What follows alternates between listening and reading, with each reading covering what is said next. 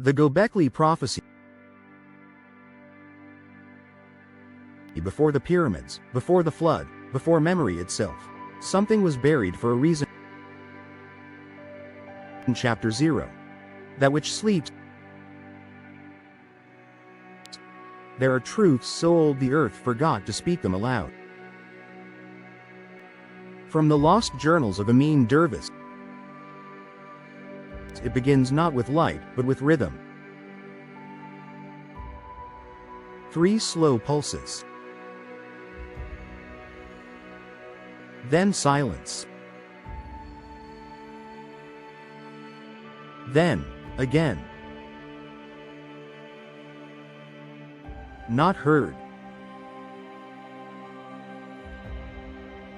Felt.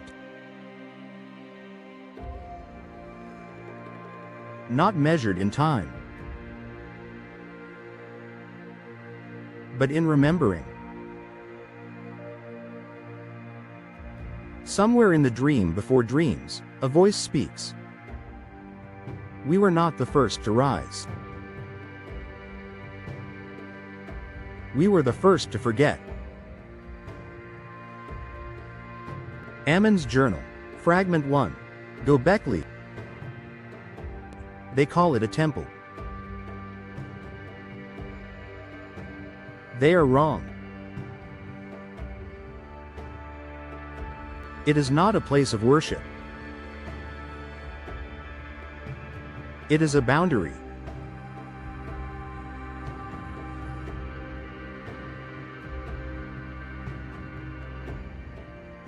When I touched the central pillar, I did not see gods. I saw ourselves, before skin, before blood, when language was light. We buried what we could not kill. We called it peace. A boy stands alone in a desert long swallowed by time. He is not Amin. And yet, he is. He holds a bowl of oil and crushed starlight. He walks the circle of stones, humming a song that no throat should remember. Above him, constellations out of place. One star flickers thrice, like an eye winking close. The ground beneath him trembles. The first mind dreams still. Not dead. Not gone. Just waiting to be called by its name. Amin's Journal, Fragment 3. The voice in the ice. The Antarctica spire sang to me before it rose. But it did not sing in threat. It sang in loneliness.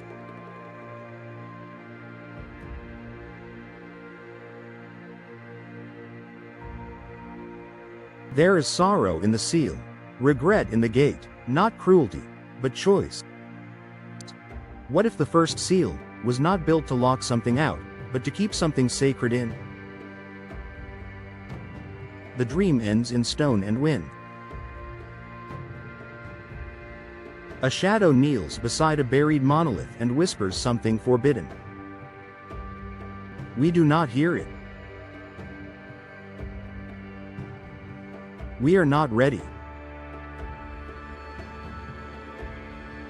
Not yet.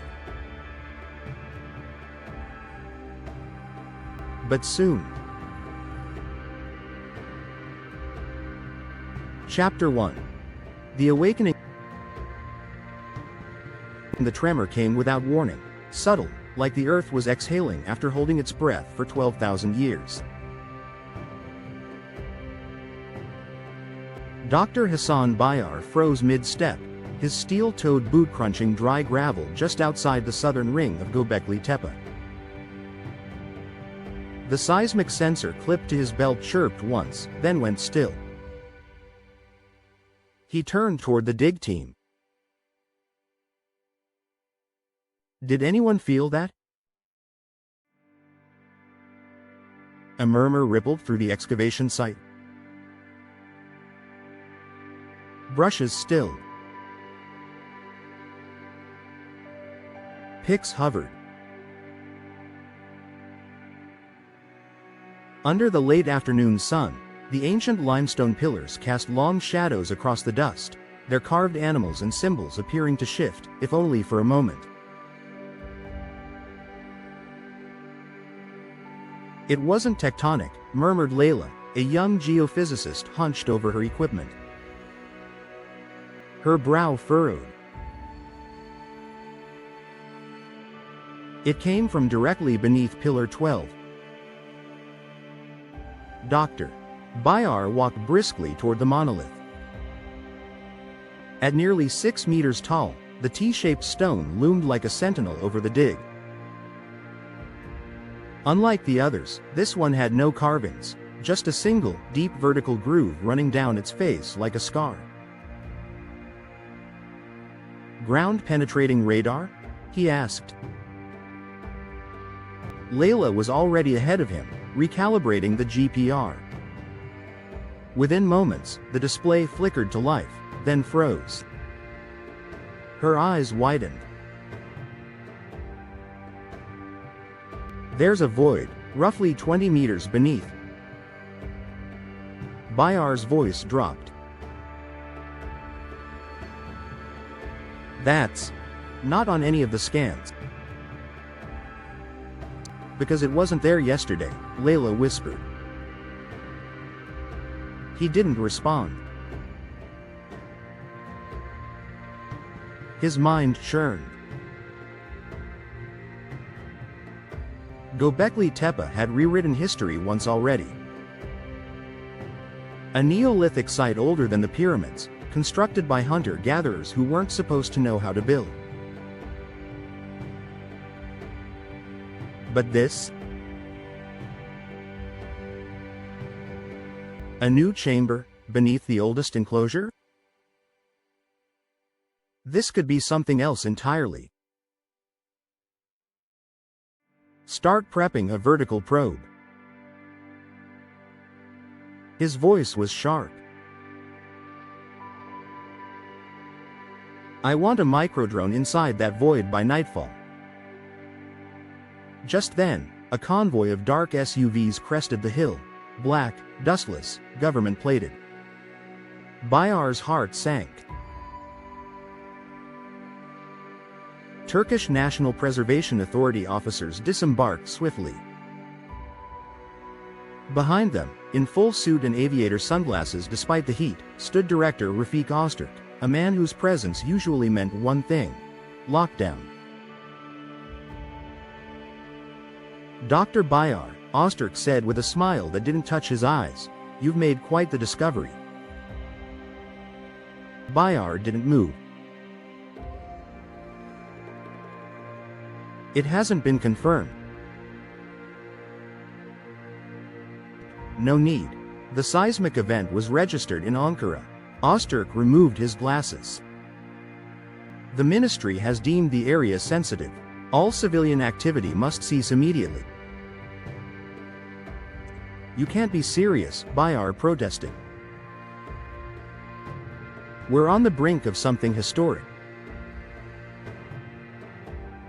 Exactly why it cannot be left in your hands.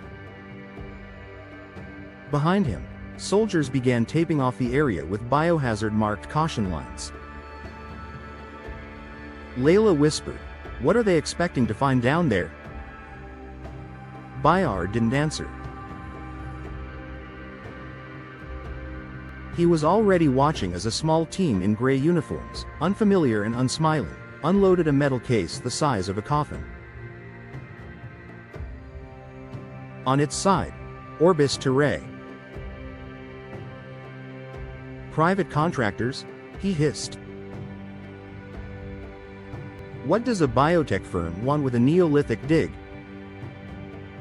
Ozturk turned. You've done your job, Hassan. You found the door. Let the grown-ups open it. Night fell over Gobekli Tepe like a heavy shroud. The site, once vibrant with academic curiosity, was now silent. Only the occasional flicker of floodlights broke the darkness. Beneath Pillar 12, a temporary rig had been erected. A reinforced drill, tethered by cables to a surface crane, was now boring through the limestone crust. Watching from a distance, Bayar stood with arms crossed, a clenched jaw, and a heart filled with dread. Layla approached quietly. "They're almost through." "Let them," he said. "Let them be the ones to unleash it." She frowned. "Unleash what?" Bayar didn't know. But he'd spent his life reading myth etched into stone, and the oldest myths never lied. They merely waited to be understood. Deep below, the probe's camera descended into darkness. As it breached the final layer of limestone, the feed on the monitors flared white, then slowly came into focus. A chamber. Perfectly spherical. Walls smooth and lined with blackened stone, unlike anything native to the region. At the center, a platform. Upon it, something humanoid lay motionless. No one in the control tent breathed. The camera zoomed in. Skin like polished obsidian. Limbs elongated, curled as if in fetal sleep. Around the figure's neck, a torque of unknown alloy. Clutched in one hand, a metallic tablet, engraved with symbols no one could read. But Layla Rami had seen them. Thousands of miles away, in a quiet apartment in Istanbul, Dr. Layla Rami jolted awake. She couldn't explain the dream, but it was the same one. Again. The monolith. The tablet. The words she never understood but always remembered. On her phone, a new message blinked. No name. No sender. You have seen it before. In your dreams. She stared at the screen as a cold shiver crawled down her spine. Outside, the wind picked up, carrying with it something ancient. Something waking. Chapter 2. The chamber. The last layer gave way with a breathless crack. The earth sighed as if relieved, releasing 12 millennia of silence. Dust curled upward like incense, and the temperature in the shaft dropped so suddenly that breath fogged in the warm Turkish night. The microdrone's feed, stabilized now by gyroscopes, hovered just above the threshold of the newly revealed chamber. Inside, the space pulsed with an eerie stillness, black walls curving into a dome so perfect, no human hand could have carved them. At the center of the room, unmoved by time, lay a figure. It was humanoid, but not human. Director Osterk leaned in, his face pale under the sterile LED glare. What am I looking at? The Orbis technician at the monitor hesitated. Unknown biological entity, Approximate height, 2.4 meters. Skeletal structure resembles Homo sapiens, but the skull is elongated. No sutures. It's fused like a single shell. Could it be artificial? Osterk asked. No, sir. Bone. Real. Fossilized, but unnaturally preserved. Like it was mummified inside the rock. A second feed snapped to life, zooming in on the object clutched in the figure's curled fingers. It was metallic. Oval. A plate, not a weapon. Intricate symbols curved along its surface in perfect symmetry, glowing faintly with hues that shifted as the camera moved. Layla gasped. That's not a language we know. Bayar stepped closer, his voice low. It's not a language from Earth. The chamber's airlock hissed open 3 hours later. Hazmat suits crinkled as the Orbis team descended into the depths, lowering themselves by winch and rig. The moment they entered the dome, instruments began failing. Static crawled across every radio channel. Batteries drained by the minute. Inside the chamber, sound didn't echo, it was absorbed. The team surrounded the central platform like monks at a tomb. One of them, Dr. Kellen, extended a gloved hand and touched the edge of the tablet.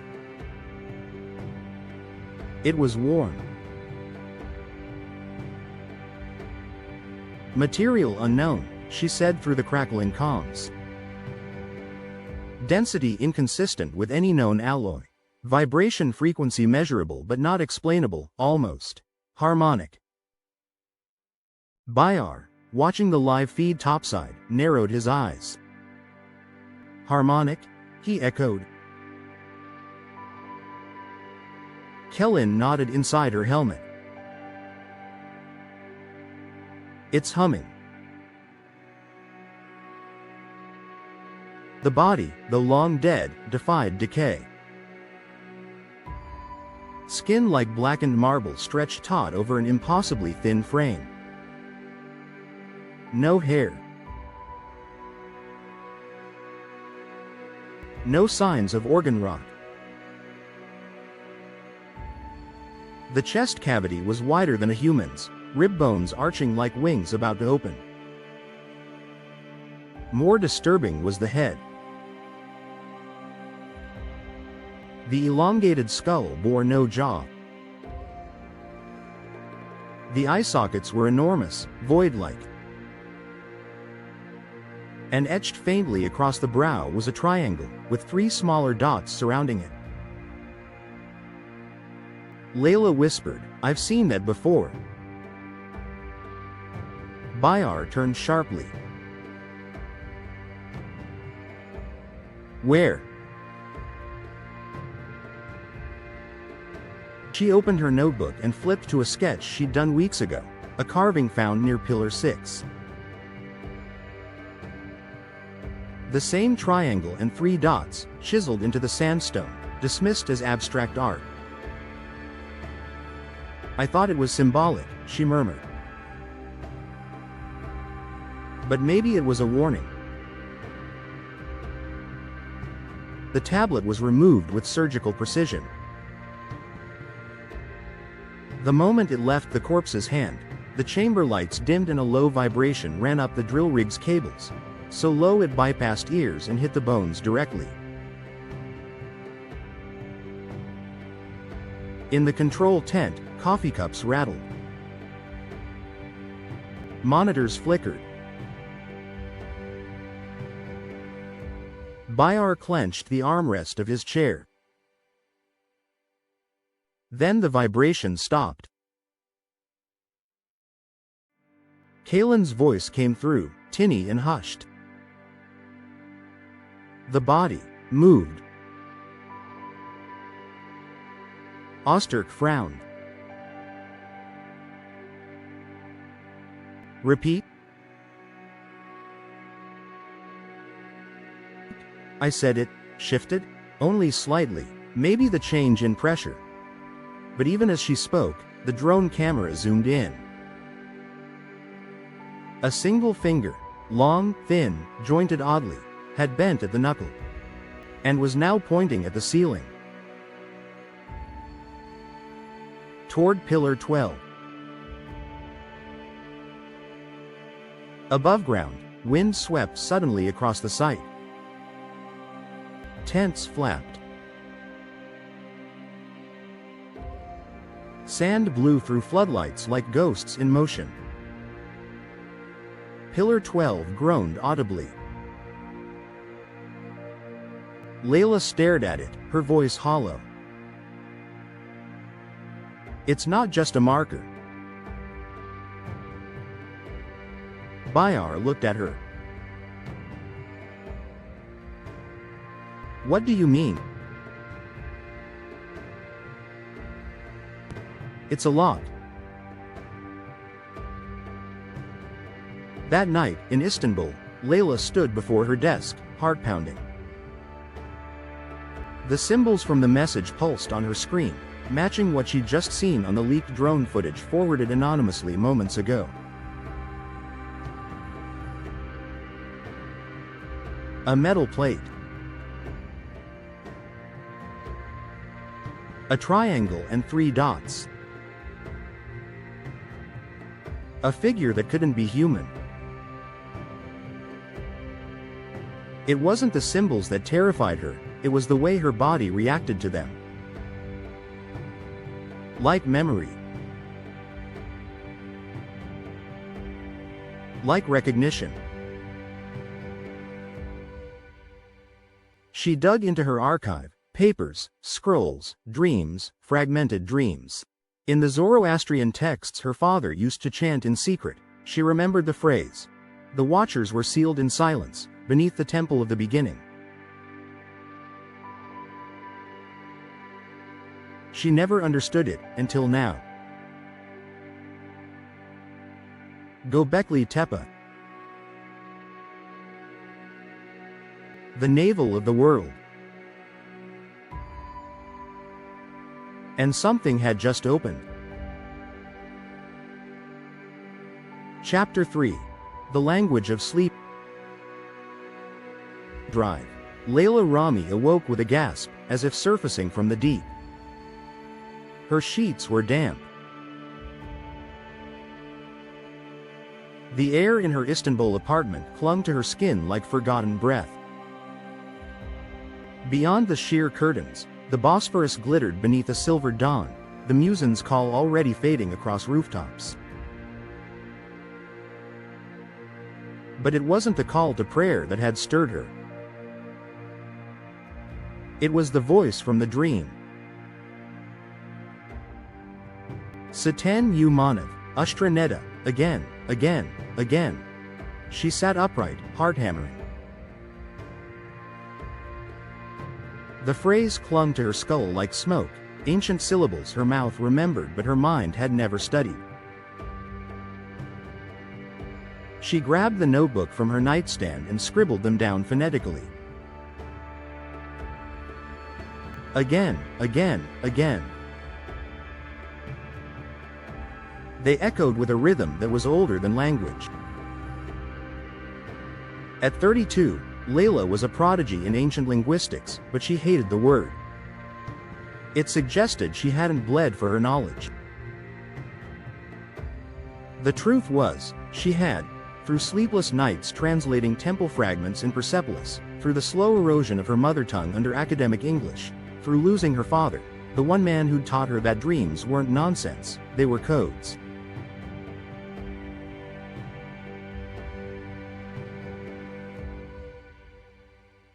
She padded barefoot into the kitchen, poured dark Turkish coffee into a chipped mug, and flipped open her laptop. The email had arrived at 4:04 a.m. No sender. No subject line. Just a single image attachment, and one line of text. You have seen it before. In your dreams. Her stomach tightened. She opened the file. It was a still from a camera feed. A stone chamber. Black walls. At the center, an impossibly preserved figure, long limbs, fused skull. And in its hand, a metallic tablet. The image was sharp, despite the subterranean haze. But what stopped her cold were the markings etched into the tablet. Symbols. Not random. Structured. And in the lower left quadrant, just 3 characters. Satan U Mana. Her own dream words. Written in a language no one alive should have known. She swallowed hard, forced herself to breathe, and pulled up her private decryption program.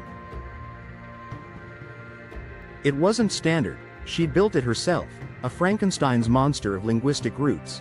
Proto-Elamite, Sumerian cuneiform, Linear A, Vedic Sanskrit, and her father's oral Zoroastrian traditions. She fed the symbols in. The program stalled. Then flickered. Blood of the first. Memory is a door. Gobekli is not a beginning. It is a lock. Layla stood motionless. Outside, a gull cried over the sea. Inside, something ancient whispered through her bones. 10 minutes later, she was on the phone with no one. No department chair would believe her. No UN archaeological liaison would take a dream seriously. But she couldn't sit still. She opened her encrypted cloud drive and began digging through recordings of her father's final recitations. The man had been obsessed with something he called the seated stone, convinced it lay not in myth, but in buried memory. She found the passage. When the first tongue was carved in the womb of the earth, those who fell from light were sealed beneath her skin. They gave us time, but time is not infinite. When the stars return to their place, the stones will sing.